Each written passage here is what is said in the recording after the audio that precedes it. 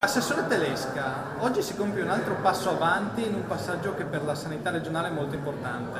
Si passa da un'attenzione alla salute a un'attenzione al benessere.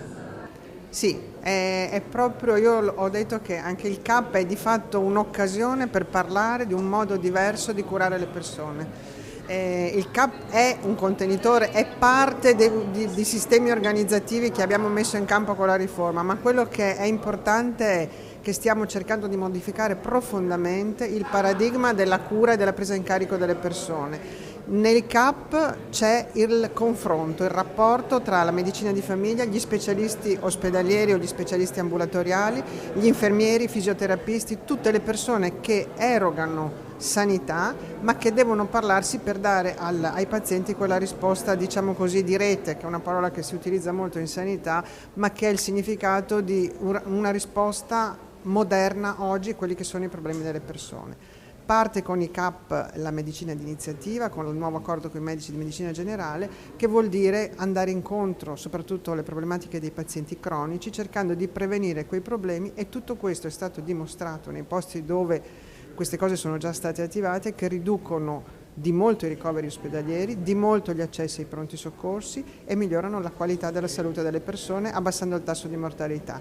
Bisogna ovviamente creare queste organizzazioni molto complesse, guardando avanti, pensando al futuro, perché le risposte le avremo quando avremo completato un'organizzazione di questo tipo.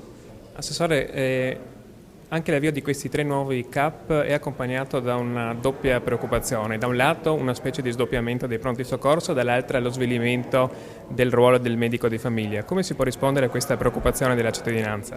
No, lo svilimento del ruolo del medico di famiglia direi assolutamente no. I medici di famiglia anzi hanno accolto con molto entusiasmo, perché finalmente anche il medico di famiglia si riappropria della clinica.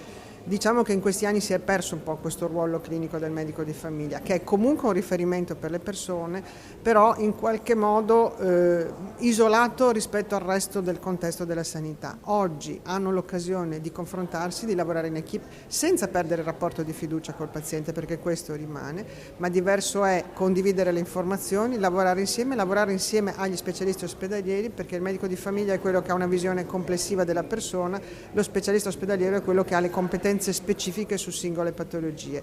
Metterli insieme, farli lavorare insieme è a tutto beneficio dei pazienti, che è un po' il grande obiettivo della nostra riforma.